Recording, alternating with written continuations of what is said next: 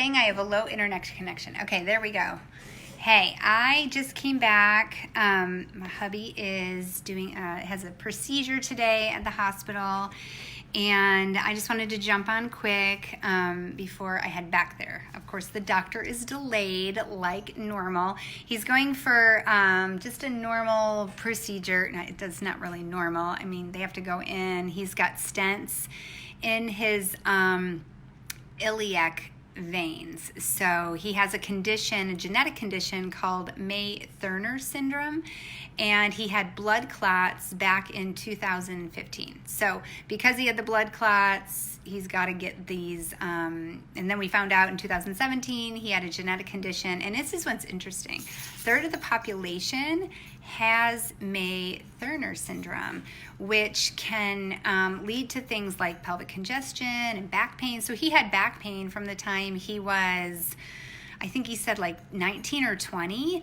and once they put the stents in, no more back pain, which is crazy. So no chiropractor could ever help him because it was a genetic condition where his arteries were pressing on his veins. He had, I think, and I could be wrong, but I think it was 70% occlusion on that. So I tell you all that because he's at the hospital and the doctor, of course, is running late, and we're pretty used to this whole thing. So normally he goes to Arizona, but we found a doctor in Dallas, so we're really looking forward to seeing what he's going to say about Philip's condition, and it usually helps him to, if he's occluded at all, gives him some blood flow back. So that's the good thing about it. So I thought today is day 3 of the water fast. I feel better. Day 2 is it's always my hardest day. So it's day 3 today, and I thought to myself, what am I going to tell people, right? Like, oh, here's my drink again. Thank you, Eric, for sending prayers. I so appreciate that so much. I will let him know that you said that. So I'm drinking my Bubba. I actually got my kids one of these. One of my other Facebook friends bought one for herself and I think her kids. So I was like, I need to get my kids these. They're so awesome because they stay cold for a really long time. And this is 52 ounces, I think. There's one that's 52 and another one that's like 32. And they're like $12 on Amazon. You guys got to get these. Like, they're so awesome. I love them. See? Lots of water. Okay, so I slept great. I usually do really good. I just make sure I get enough sleep when I water fast. And so I thought to myself, what am I going to tell you guys today? Like, what do you want to know today about water fasting? And so I was looking through, I have this journal that I have used for just basically my recovery from cancer, and I'm going to put this into an ebook, so it's going to be a free downloadable once I get this all organized, for kind of how to be a cancer thriver post-cancer, like all the just different things that I did. And then the other thing I want to do is put something together for improving your gut health, because I had SIBO for so long that 25 years, IBS, nobody knew how to fix it. And so I'm going through this protocol right now. And so I want to share that with you guys too. Hi, Miss Pat. Oh my God, it's been so long since I've seen you, girl. So I thought I would just share with you some of the benefits, through the research that I've done over the last couple years. This is my 4th water fast. And every time it gets easier, my ability to get into fat burning mode or become fat adapted is so much quicker, and so there's been a lot to understanding the process of all that. And then, of course, every time I go to the oncologist, which I only have one more appointment left, woohoo, I'm almost at 5 years post-cancer, which is awesome. Every time I go back to the oncologist, and this was after 3 years of my white blood cell count literally just hovering at like a 2.8. And I would say, like, that does not seem normal. And she's like, well, it's just your new normal. And I was like, I'm not going to accept that.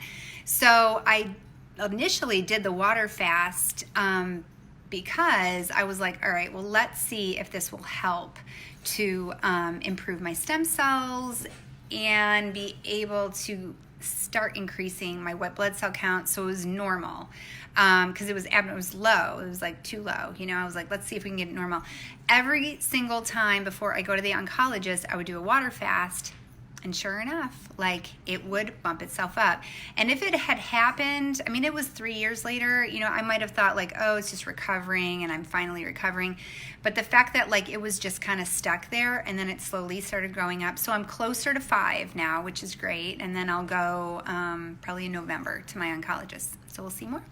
So I thought I would share just a little bit about the fasting benefits and a little lesson in the cell. So I even drew a picture and everything for you guys. I was a teacher and I did teach science. I was my husband's always like, okay, Tracy, you were like, you know, a bio major. I was a biology major my first 3 years of college. And I got into microbiology and then I decided I did not want to work with cells. I'm much better with people. So, I became a special ed and an LED teacher, and now I'm a trainer and been in fitness for years, so who knows. All right, Eric, what's the, I don't mind at all, ask away. I do a 5-day water fast, only water, and I'll do things like I'll check my blood pressure and my weight. I do my ketones and glucose. I have a glucometer. So the last video I did, or maybe 2 videos ago, I showed you guys what I got. So from Amazon, it's called Precision Extra. And it's a glucometer where you can check your glucose and your ketones at the same time. If you go to Walmart or CVS, you usually can only find the ones for glucose. And they usually will have the strips though. Like you have to get the little strips. The box will come with, I think, some ketone strips, not the glucose strips. So, you know, I just order everything on Amazon with the Bubba because then I can drink the water out of the Bubba and it stays cold for a really long time, which is awesome. So anyway, but yeah, this is day 3. Day 3 gets to be a little bit easier for me. The first time, I'm not gonna lie, it was tough. And I remember my mom and I were like, oh my gosh, like there's commercials everywhere of food, you know, and it wasn't that I wasn't hungry. I mean, yesterday I had to make my son dinner. I was like, oh my God, yeah, I was dying yesterday. I was like making him like a Caesar salad and I made him spaghetti, which I don't even eat spaghetti, but man, I was like, that looks really good right now. So I did feel hungry yesterday, but by day 3, I'm like, we got this, like we're solid. So, and I usually start to get like this incredible amount of energy day 3, 4, and 5 is a little weird because I think you're almost done. So I'm kind of like, okay, can we hurry this up? So sometimes day 5 is a little funny because I'm just like really exciting. So sorry, I had a phone call.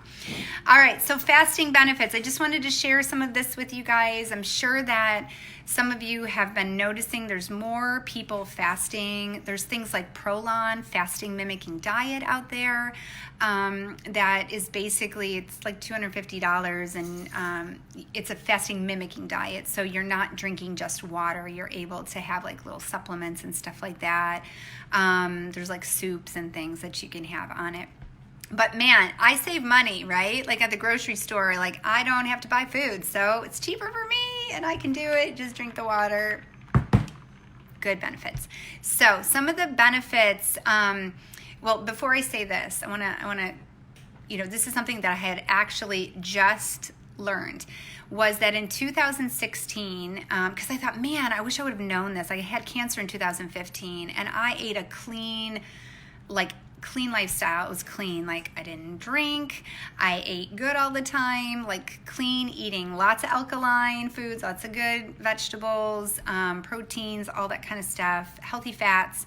You know, lemons in my water. I remember when I got cancer, people were like, you need to put lemons, like eat lemons and baking soda. And I was like, dude, I have done like all the things and worked out, you know, 4 or 5 days a week. So, and I slept well. You know, we all have stress. I mean, yeah, can stress lead to things? Absolutely. But, you know, I managed my stress well. I will say that. Like I had different workshops I went to. I saw counselors. I mean, I definitely managed stress well. So all the things were like, why would I get cancer, right? And what do I do about this? Like, what else could I do? So I ended up going the traditional route. You know, I ended up doing chemoradiation, killed my body, ended up in the hospital for 2 weeks. And then I had surgery out of that. And I have a permanent colostomy because of that. And so, which makes like road trips really easy. Like I've learned to find the silver linings, like honestly. But all of that to say, in 2016, the Nobel Peace Prize was won. I can't think of the guy's name right now, I'm sorry, for his study on autophagy and water fasting. And so this is really interesting because I found a clinic in California called True North. And I thought to myself, if ever, number one, somebody gets cancer and like I'm working with them, or if something ever was to come my way again, which I don't think it will, but if it did, I would go there. It's a 21-day medically supervised water fast, and they have studies showing the tumors shrinking with water fasting. So I just want to say that first. And then some of the things I just wrote down, like things that I have taken notes on over the last couple years, I thought I would just share with you guys. If you're curious about water fasting, or if it's something that you keep seeing and you're like, what are these crazy people doing? I would have thought the same thing. I would have been like, oh my gosh, these people are nuts. What are they doing? Why are they water fasting? Do they have an eating disorder? Like something's wrong. But you know, the thing that's really cool is I found it's not only beneficial spiritually, because that's what I used to think of water fasting, like you do a water fast to pray, but it's been so great learning all the physical benefits. So some of the things I wrote down: autophagy, obviously, and if you don't know what that is, it's basically the bad cells get eaten up, go away in your body. Like, we're going to talk layman's terms here, right? Because I'm not a doctor. So they literally get eaten up. I think of like that street sweeper that goes through the, you know, like remember back in the old days, they'd have the street sweepers coming through. And what's cool is all those bad cells go away during a water fast, which is really, really awesome. And so the other thing is your stem cells rise. And so there's all the craze about the stem cells, right? Some people are getting stem cells injected, or if you have things like, you know, arthritis and knee replacements and things like that. And so your stem cells start to rise when you hit this point of ketosis. They're finding that your stem cells start to rise. So what are stem cells? If you don't know, stem cells are when your body, basically you have no identity. Like these stem cells are like, I don't know who I am. I'm a little baby cell. Like, show me where to go. It doesn't know if it's a muscle cell, a nerve cell, a digestive cell, a brain cell. And so it looks for the place in your body that needs healing, essentially. And so it goes and then it, you know, helps to heal the body. So stem cells rise. It helps reset your DNA, which somebody who's had cancer, that's important.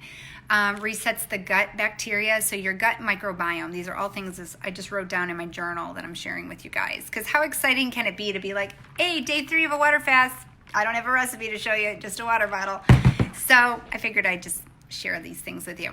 All right, resets the gut bacteria, so your microbiome. We keep hearing a lot about that, right? A lot about the second brain of the gut, which is your gut microbiome. You know, our bodies and our guts sometimes know more before our brain does. And, you know, I was talking with my life coach yesterday, and we were talking about that very thing, how like our bodies will show us, like it'll give us an awareness of like something's not right. I'm feeling this emotion. And I think too often, so many of us press our emotions down and say, I'm not going to listen to that. I'm not going to pay attention to that. But it's our body's way to show us something is up before our brain even understands it. And then our brain kicks in and we rationalize, or, that shouldn't be a big deal. I should be okay with that. It's okay that I feel like this is a scary person that could harm me, but maybe I'll let them in my house, whatever, you know, I don't know.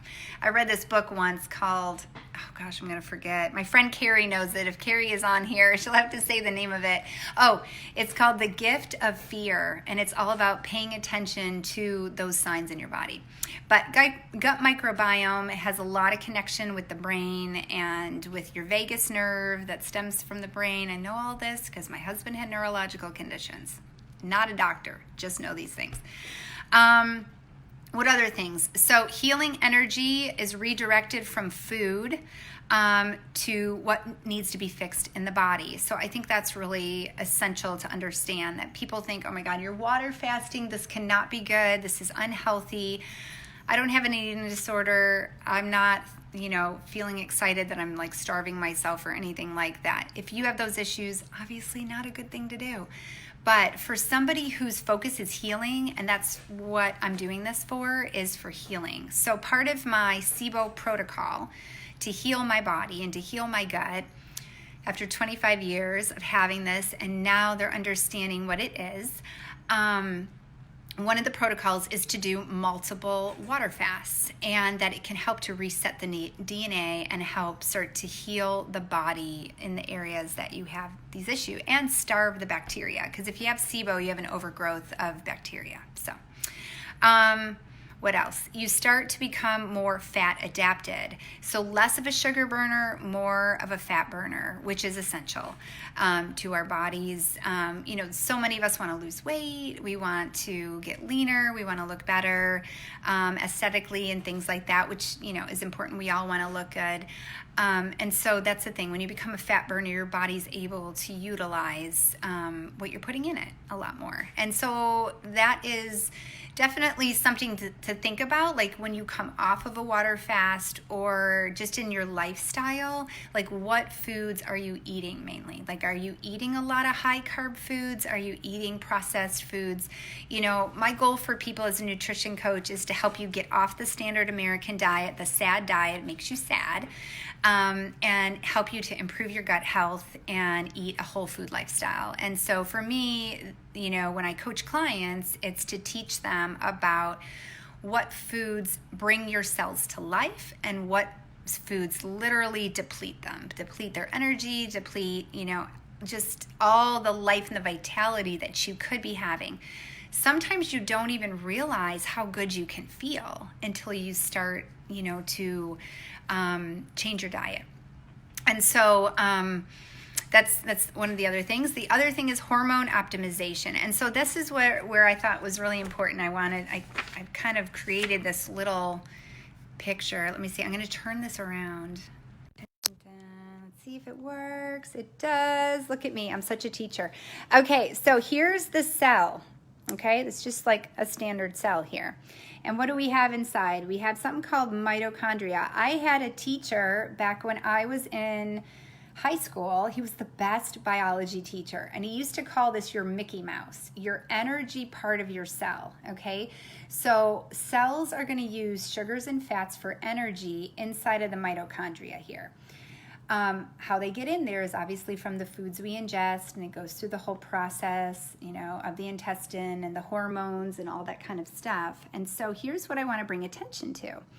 This pink area here is your cell membrane, okay? So that's your protective layer. It just protects the cell from damage.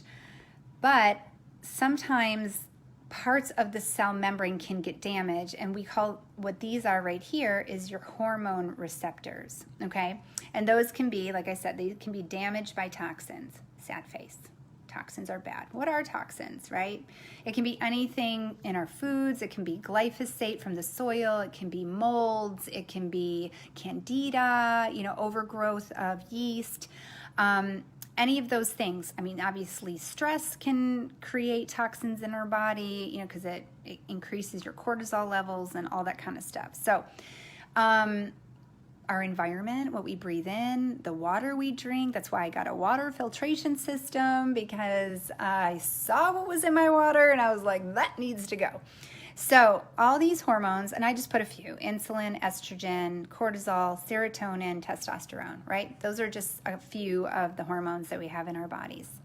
So these little guys can get damaged by toxins. And then it can really inflame the cell membrane. So instead of the cell membrane looking like that, it might look really angry, okay? So you might have this really angry looking cell membrane, let's just say. So when your hormones are released, and I like to take insulin as a good one because people who are, most people have heard of people who are diabetic. The pancreas releases the insulin, and I always think of drawers full of clothing, okay? If you have you're in college and you had that roommate who was a mess, and they used to stuff all of their clothes in their drawers, and it would be literally hanging out. Okay, so this is like a really layman's picture. The insulin comes over to the cell, kind of knocks on the door, and it's stuffed. Okay, because the cells use sugar and fat for energy, but if the mitochondria is damaged at all or isn't working efficiently, well, then we're going to have some problems, because then it's not going to be able to use the energy as efficiently. And then because of that, you become less efficient at burning fat. You become more of a sugar burner.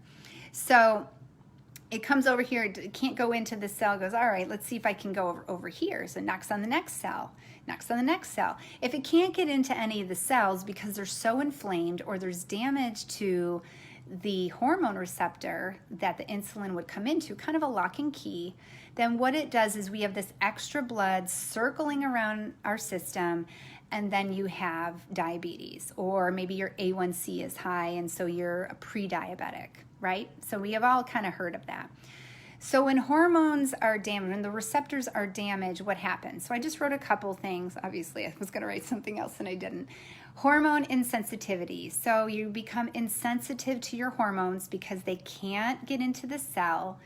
And so if the mitochondria gets damaged by toxins as well, because toxins then it can get into the cell because the cell membrane is damaged, and then this guy gets damaged, then we have a situation, right? It can cause cancer. We have, cell degradation where the cells break down. They're not working properly. You become less efficient at burning fat. You become a sugar burner, right? So any of us that love to work out know that our goal is to burn the fat in our body. We don't want to be a sugar burner. And so we have to try to change the system by healing the cell. You can go on tons of diets, right? Keto, paleo, whatever. That's not going to necessarily always fix the cell. Now, it will definitely maybe heal some things, but you have to really change it to a lifestyle change, a whole food lifestyle change, so you're getting less processed food and less fast foods and helping your body, helping your cells heal. Now, if you have major chronic issues, like I did with the IBS and the SIBO, this is where I'm choosing to do a protocol where I'm using water fasting as a goal to heal. So what happens is when your body cannot use, when your mitochondria is damaged because toxins come in, they damage the hormone receptors. The hormones can't get in there, cell membrane gets inflamed. Now the mitochondria is all damaged. So Mighty Mouse becomes Minnie Mouse, okay? Mickey Mouse or whatever. Did I put Mickey Mouse? What did I say? Mighty Mouse? I meant Mighty Mouse here. Mighty Mouse, which is energy. Think of Mighty Mouse. Strong little Mighty Mouse becomes Minnie Mouse. It just cannot be used efficiently. And when that happens, basically this survival gene kicks on, and it's called, and I wrote the word down here, gluconeogenesis. So what happens in that process is that's when basically it's a synthesis or a building of new glucose. So whenever your dietary intake is insufficient or absent, so you cannot utilize your sugars and your fat basically, and your sugars in the cell. It's not being used well. The mitochondria goes from Mighty Mouse to Minnie Mouse. Your energy is insufficient. Your body is breaking down. Your cells are breaking down. Your pancreas is breaking down. Maybe the ovaries, right? You're not producing the estrogen. You have all these issues. Why are we having all these issues? And so Dr. Pompa, who I follow, he always says, I love his little thing. He says, fix the cell to get well. So those of you that aren't well, I would encourage you, number one, get off the standard American diet. And number two, consider water fasting. So here's the main point. Multiple water fasts can turn off gluconeogenesis, and this will help to fix the mitochondria to become more efficient. So I'm going to turn it back around here. All right. And so what I wanted to share that little diagram with you guys, because it's really important to understand that what goes on in our bodies. We think, okay, I'm going to jump onto this bandwagon of this new diet or this new thing. I want to warn you, I was just on the phone with my mom and she was talking about something in the stock market. She knows all about the stock market. She was talking about something with plant-based and something getting high in the stock market. I don't know what it is. Those of you that are economics and finance people, you might know what she's talking about. But what I said to her is, Mom, you just always want to be careful, because just like when people with celiac disease, when gluten-free came out, marketing companies jumped on that. And so all of a sudden you have like gluten-free this and gluten-free that. And we have gluten-free milk and gluten-free bread and gluten-free crackers and cookies and so on and so forth. And now plant-based is becoming that. So I love the fact that people are becoming more aware of being plant-based and eating more plants. Like, that is totally what I promote. Get off the standard American diet and get into being more whole food plant-based. However, if you start to see in the grocery stores all the things, right? All of a sudden there's plant-based milks, like I've noticed that, plant-based crackers, plant-based yogurt, and all this stuff. Just buyer beware, okay? That's all I'm gonna say, just buyer beware on that kind of stuff, because marketing companies jump on board with that stuff. So being plant-based really means eat more plants. Like, truly, like, go to the store and find the plants, and you wanna eat more plants. Organic is preferred. So, but we have to understand what's going on in our bodies. Like, why do we lose the weight when we get on keto? Or like, what's going on with that? Or why do I feel better when I'm not eating, beans? Like, beans maybe make me not feel good. And why is that? And beans are supposed to be a healthy food. So for me, having SIBO for 25 years and really just finding out in November, it finally made sense for me why all these years that I ate so good, I mean, I was a very clean eater, I still felt sick. And so when you have SIBO, what ends up happening is fibers and sugars feed that bacteria. And if you have not only hydrogen, but also methane-based SIBO, which means you do a breath test. If you guys don't understand, or you just don't know what this is, you don't have SIBO, you do a breath test. It can help you understand if you're positive for SIBO. They say it's not like a super great test, but it gives you something, right? Somebody who's suffering, I was like, just give me the test. Like, I just want to know, like, let's figure this out. So it was just a part of me to figure out. It was another piece to the puzzle. So when I saw that, I tested positive for both, and I always had IBS-C, so I had constipation all the time. They say with the IBS-D, which is more hydrogen-based, you can go on an antibiotic, and I think it's called rifaximin. That antibiotic, a lot of times, will clear it because it will target the bacteria and kill it. The problem with the methane is it's not bacteria. It's actually a bug called, I think it's Archaea. It's like ARCHAE, I think. And this little bug is not bacteria. So there's nothing that they have on the market right now to necessarily kill it. But they will give you, I know when I did a round of antibiotics, I took the rifaximin and I took the, I'm going to say it wrong, erythromycin. So I took that antibiotic as well at the same time. It didn't totally clear it up, just so you know, and that's a lot of people's complaints with SIBO. Like, I took the antibiotic, I did the low-fat FODMAP diet, I can't figure this out, right? So I think it's multiple things. So I did the carnivore diet for 2 weeks. If you guys haven't followed me, I did the carnivore diet for 2 weeks, just ate eggs, meat, and that's it. And I had you can do olive oil and coconut oil. And I actually kind of cheated. I actually had a spoonful of almond/peanut butter every night. I was like, oh, I can't eat another egg. But I did that for 2 weeks as a strategy. It would not be a lifestyle for me, but what I did notice is I did not lose any weight on it, which was good. But I actually lost tons of inflammation. So all of my clothes that were a little snug on me usually, I could fit into. I could fit in all my clothes. I was like, okay, that's crazy, because I eat really good and I do eat a lot of fruits and vegetables and stuff. But again, those feed my SIBO and make me bloated and I'll have pain in my stomach, headaches, I'll feel chronic fatigue. So if I eat something really, if I was to eat a pasta dinner, if I was going to an Italian restaurant, which I don't really ever do, but if I was to do that or eat a lot of bread, I am super sick for days.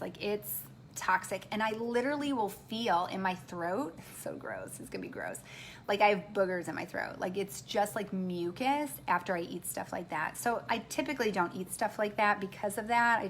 The consequence of that is so high for me. I'm like, no way, I don't even want to feel like that. But you can also be feeding this stuff with things like mushrooms and sweet potatoes and, you know, good healthy carb foods that are super good for you. So that was really frustrating. But part of the protocol, it was the 2 weeks of the carnivore diet. And then they say you can start back on low FODMAP foods, which are basically foods that do not ferment in the gut. So FODMAP is an acronym. It's fermentable oligosaccharides, disaccharides, what else? Oligosaccharides and polyols. That's what they are. So that's what that stands for. And it's all these different foods that when they break down at their basic level, they ferment in the gut. And then there's other foods that they consider low FODMAP. So that's the difference between the two. So anyway, I decided to do water fasting because that's one of his other protocols, is to do multiple water fasts. So I'm doing it for 2 reasons. One, to try to heal my SIBO, because if I can produce new stem cells, I can promote more healing in the mitochondria. I also had cancer, and so we know that cancer, when the mitochondria is damaged, that out of the toxins come down, right? Just like I showed you, they can damage the hormone receptors, and then the cell membrane becomes very inflamed, and then what it does is it damages the mitochondria. If it damages the mitochondria, that's where you can get that replication of cells, hence cancer. So it's the other thing is to fix the mitochondria in my body as well. So increase the stem cells so that my body becomes more efficient. And is there anything else I wanted to tell you guys? I can't remember. I think that's it. I mean, I just wanted to share that with you guys because that's my next part of this protocol. I'll end this on Friday at 5:30, and then I'll be able to break my fast. And I haven't figured out what I'm going to break my fast with, because normally when you break a fast, usually I'll do things like I'll do a kombucha, I will do cabbage soup, sauerkraut, fermentable foods. Obviously I can't do those right now, so I'm kind of playing around with what I'm gonna break my fast with. So I may break my fast with you know, I might do some olives, I might do what was it, one of the other things I was thinking, cottage cheese. That was one that I've done in the past. There's a brand called Nancy's, and it I just have to look to see, because I think it's lactulose is not something people with SIBO should eat. It's actually, it actually feeds the bacteria, actually promotes them, so not good. So all the probiotics I was probably taking for all the years probably didn't help in my case. So yeah, so I'm breaking my fast, and then after that, I'm gonna kind of focus on, for a week, I'm gonna do meats and greens. So I'll do meats, eggs, and greens. I'll stick with a lot of the non-starchy carbohydrates, so the leafy greens and things like that. So I'll be, you know, doing more videos next week, and I'll show what I'm eating, and I'm gonna put this all together in a free downloadable packet for those of you that want to understand like how to heal your gut issues and stuff like that. So I'm having a lot of success on it, and I just wanted to share a little bit about the water fast. If you guys have any questions about the water fasting, let me know. I'm also in a group called Fasting for a Purpose, and that's with Dr. Pompa. That's who I follow on this. Obviously, if you have medical conditions, you want to reach out to your doctor, and if you join the group, you can actually look in the search bar for any medical conditions you might have. So yeah, so that's it. So private message me or message me on there, anything. If you have any questions, I'd love to be able to help you guys. I know how awful it is to have gut issues. So anything I can do to help. All right, have a great Wednesday.